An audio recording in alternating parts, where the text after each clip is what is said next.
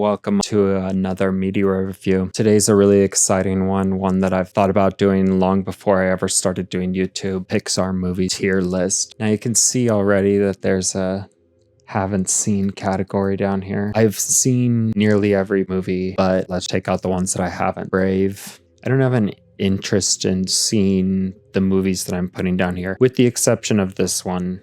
I do want to watch the Cars sequel eventually, but this year was the first time, like 2 or 3 months ago was the first time I ever watched the first Cars movie. And I haven't gotten to the sequels yet. I also haven't seen The Good Dinosaur or Lightyear. I've seen all the rest. We're gonna do them in the order that they came out. Toy Story 1, absolute banger, classic forever. Was my favorite Toy Story movie. I'm sorry. Was my favorite Pixar movie for nearly my entire childhood. A Bug's Life, it's good.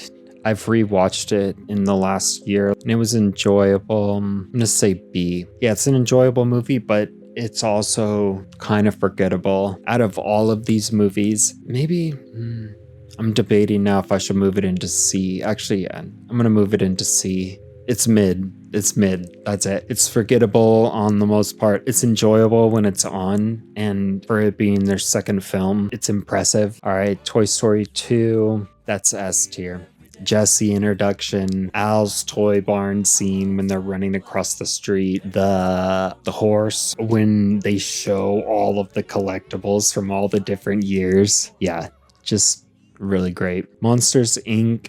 is absolutely one of my favorites. That's gonna go up to S. Classic. I love it. 2319. Let's see what else. That scene where the doors are all hanging and they keep going through all the different, they're chasing each other through all the different rooms. My favorite movie of all time is The Big Lebowski. So pretty much anything that John Goodman's in, I'm gonna have at least a little soft spot for, with the exception of Roseanne, which I do not like that show and never have. Anyway, yeah, the scare team, the doors arriving, and then at the end when they switch to using laughter instead of screams. It's just really cute and heartfelt overall. Finding Nemo, this was the movie that replaced Toy Story. Where do I start with this one? School, when he goes and touches the butt. Then he meets the team. What do they call him? Shark bait? I think that's his nickname. It's when Nemo's complaining that he can't do it or whatever, and then the badass fish turns and he shows his broken fin. He's such a wounded, brooding, dark soul. And then the little octopus that sticks to the side, Flo, and I forget, that's the sister's name. The way too that they end up getting Nemo out of there with the help from the octopus. The shark scene with the 3 sharks and the drop of blood. And then of course Dory, when they first meet, she's swimming along and then she says, I know where that fish is. And then that's how the chase starts. One of the most gorgeous Pixar films too. All right, The Incredibles. I'm waffling between B and C. It's mid to me. It's a superhero movie. Some of their powers are cool. The bad guy's cool, but it's not one that really stuck with me. And it never has. I think I can count on my 2 hands how many times I've watched it in my life. That's a bad thing because anything that's in S tier, I can't even begin to tell you, especially Nemo. For a long time, I would fall asleep to Finding Nemo almost every night. And then I'd wake up to the DVD menu, which is really gorgeous. Like I said, I just watched Cars earlier this year, and D, not a fan. The reason why I didn't watch it, it didn't really seem interesting to me, but since there's 3 of them and I wanted to do this video, I figured I had to at least watch the first one. Ratatouille, S. Absolutely. Ratatouille replaced Finding Nemo. Okay, so for now, because I'm going to do a top 3, the first in the S tier are my top 3 at the end. Ratatouille, incredible story. 2 years ago, I think now, I had a chance to go to Disneyland Paris, and they have the Ratatouille ride, and it was one of the best rides I've ever been on. It's one of those where your cart is free, there's no track, and there's a giant screens in front of you, and you're moving through the kitchen scene where they see Remy in the kitchen, and then they start chasing him. You are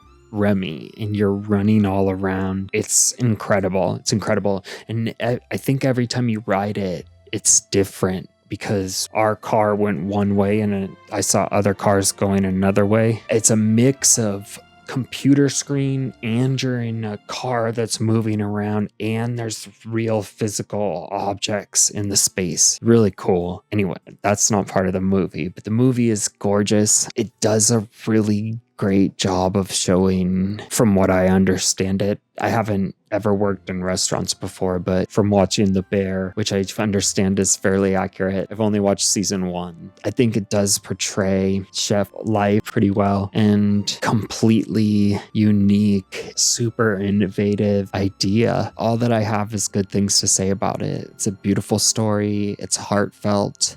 It has a really good message about believing in yourself. The animation is absolutely incredible in it. Some of Pixar's best humans by far. Wall-E, S. Even though every year that passes, as things get more and more like Wall-E in real life, it gets harder to watch it. So actually, maybe I should put it down to A, because I've watched it a lot and I do love it so much. And it's got one of the most powerful, it's pretty in your face about how fucked up humanity could possibly get. It's really, I don't know, it's definitely not the most uplifting movie. Every time I watch it, it's not even like having a lot of feelings like some of these Pixar movies make you feel, but it's just the existential crisis of it all and the fact that it feels like we're moving towards being those people on the spaceship with the chairs. And yeah, that's why it has to be an A. I know that some people are going to be maybe disagree or be disappointed with that, but it can't be S when it makes me so sad, and not in it's sad and then it doesn't uplift you like our next movie here. S tier. It's going up towards the top, because if it's not in the top 3, it's definitely an honorable mention right here. That's the Up House Lego set. There's the balloons. There's the house. Yeah, I love that movie. I skip the first, I think it's 5 minutes. I fast forward through it at this point. I don't need to be put through that. I don't need to be crying my eyes out and just start thinking about my grandparents and their love. They were married for over 60 years. And yeah, it just makes me think about that. And my grandma died before my grandpa. So when he's alone and getting used to life, it just reminds me of when I was seeing my grandpa through that time. If anybody's going through that grieving process right now, it does get easier. It doesn't ever go away. It just sort of changes and becomes part of you. And you learn to live with that new part of you, just like any other change that you've gone through or evolution you've gone through, and then that becomes part of you, or experiences. Yeah, you don't ever stop grieving though. You're always grieving. It just changes. That's just what happens. They stay with you forever. Anyway, that was sad, but that's what brings up for me. After that, it turns into a gorgeous, colorful, hilarious adventure. I love Russell so much. He's the best. I love the bird. I forget what his name is. Gus? Oh no, that's the dog, who's also awesome. And the entire pack of dogs. And when the Doberman's voice gets turned, when the leader Doberman, his voice gets changed to high pitch.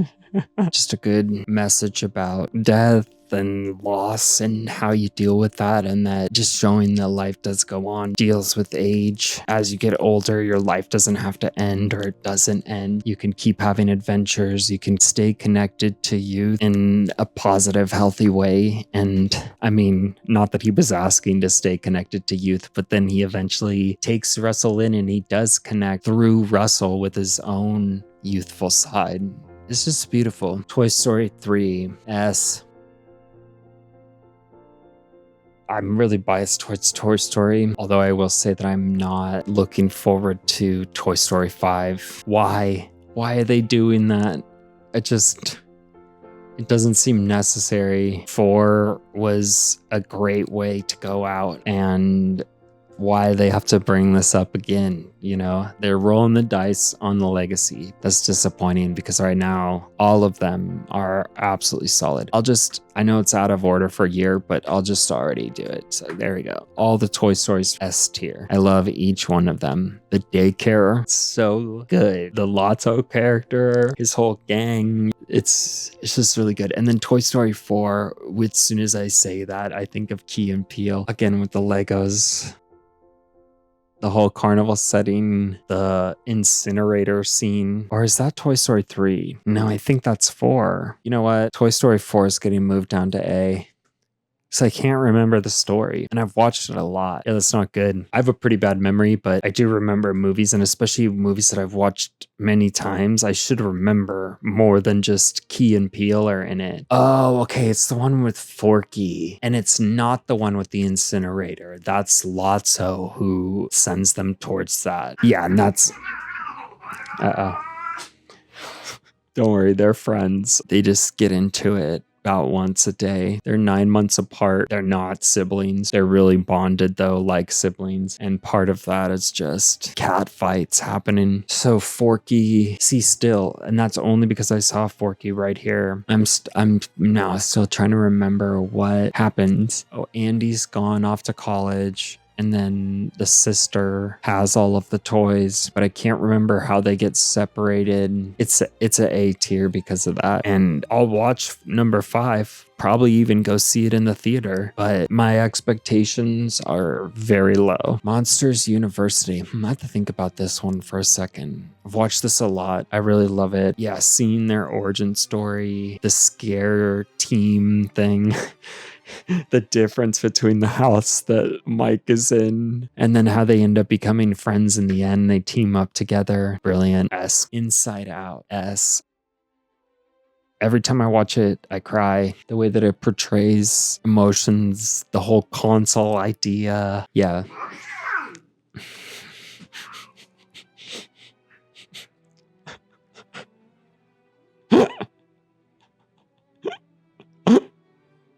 Finding Dory.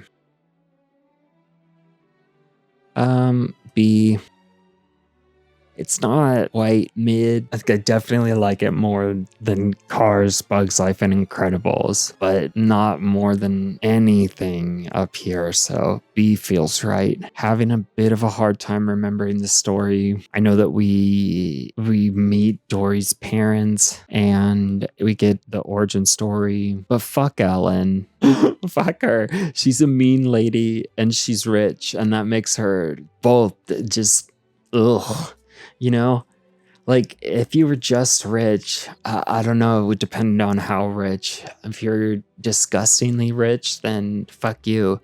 But if you're just rich, but then you do your best to give away a lot, you know, yeah, if your interest isn't just in making yourself richer and richer and you're responsibly rich, I guess I'll say that, or ethically rich, which I know people don't think that that's possible. It's impossible to be ethical at a certain level of rich, but you could be considered rich and be ethical. And for some people, they just make a lot of money. They're not trying to acquire a ridiculous amount of capital. I think, and that's not to excuse rich people at all. Okay, that's not what this is. I'm not an apologist for rich people. But if you're Ellen level of rich, and you're an asshole, yeah, fuck you. And we haven't heard anything from her since. And good. It's better that way. Okay, Coco. S. One of my favorites. Absolutely incredible movie. It's not quite top 3, but it's top 5 for sure. Yeah, top 5 for sure. I mean, it's not quite a musical, but I feel like it has more music in it than most Pixar movies. And I knew about Dia de la Muertes. I knew about this, but I didn't know a lot about it. I just knew what it was. And yeah, this definitely taught me a lot more about it, and the music is absolutely incredible. You know that I'm a big fan of it if I have a Lego thing from it. I don't have a lot of Lego stuff, but the stuff that I do it's either from when I was a kid, or if it's newer, it's very curated. One of my favorites. Gorgeous movie. I love the part where he goes to the tomb and steals the guitar. I'm a musician. It resonates with me on a huge level. All right, Incredibles 2. C.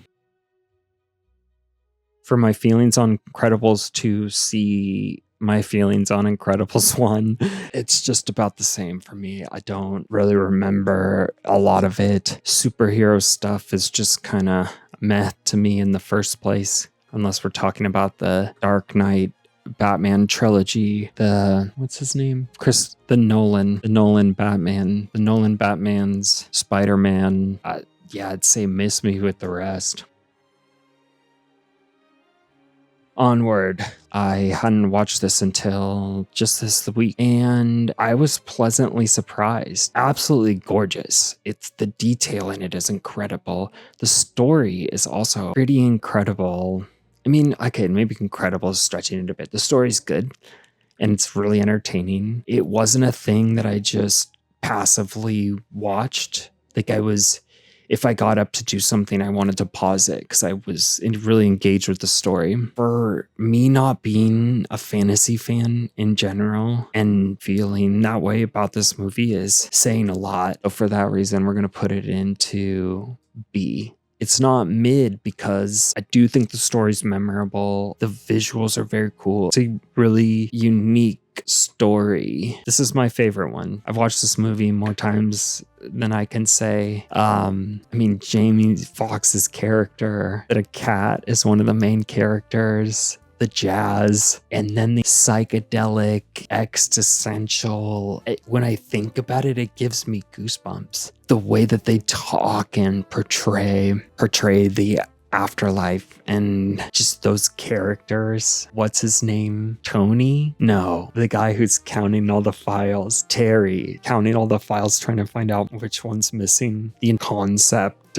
of those little blobs, and then they have their little purpose or whatever in the afterlife, and then the lost souls when they're running around, the guy's like, make a trade. It's the visuals of it are so incredible. The part where he starts playing when he's auditioning with the jazz band and he goes off into that other place. I've been there before, and yeah, that scene just always really hits me super hard. If you're somebody who likes psychedelic experiences, it's a really good movie to accompany something like that if you're ever looking for something. In fact, it's probably my number one out of all these, with Finding Nemo being maybe second. Soul is just a lot of things that I really, really love. I think it's one of the best stories that Pixar's ever told. That's my favorite one. So far, this is the correct order. I think I'm gonna leave Ratatouille as number 2. Luca, it's D. I just didn't like it. It's just not that good. Or maybe it's just the adolescent experience of it, just relating to adolescence in general. B.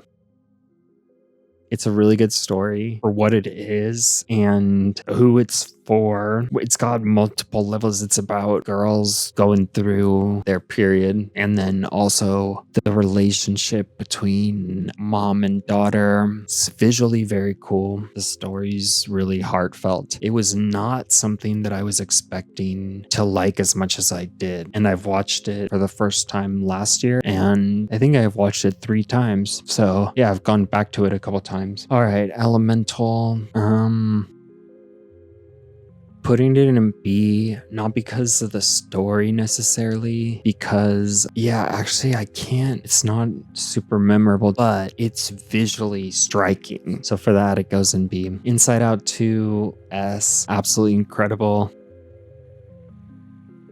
Makes me cry even harder than the first one just because of the anxiety character. As somebody who deals with that on a daily basis and has for my whole life, the scene where anxiety is frozen in that tornado and is glitching out, even right now, like I'm tearing up and I got goosebumps all over me because of how intense that is. and how I've been there so many times, and just that feeling of being stuck in that place, and how joy comes and pulls anxiety out of that situation. It's amazing. The story is better than the first one. All right, finally, Elio.